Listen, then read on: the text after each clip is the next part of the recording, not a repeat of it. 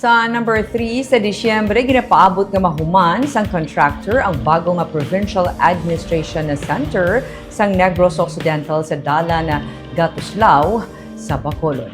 Ginsiling ni Governor Eugenio Jose Lacson nga mayara na sang assurance gikan sa Dynamic Builders and Construction Company Incorporated nga ila tapuson ang construction sang PAC building kag target nga mahuman sa Disyembre. Ang importante sunod kay Lacson ang mga nagpasalig ang kumpanya nga humanon nila ang proyekto. Dugang pa ni Lacson nga mayara sang siya sang pagsalig sa kumpanya. Sa press statement kag release dam nagpa sa media sa Dynamic Builders, gina-affirm nila ang commitment nila sa pagpadayon sa construction sa Provincial Administration Center.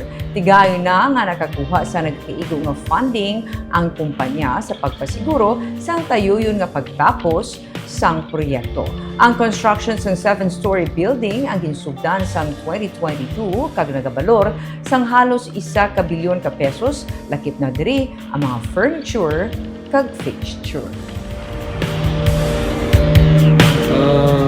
Yes, I think they're facing some financial difficulties, but there is an assurance that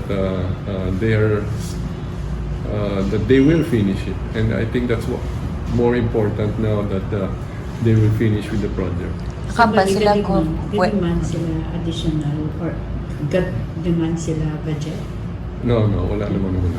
nakamba sila gov when ma-resume gov. Well, they did not say so, but I think I trust naman this company, and if they say that they will finish it, they will finish it. They gave a date. They said December, but what's important is the commitment is there.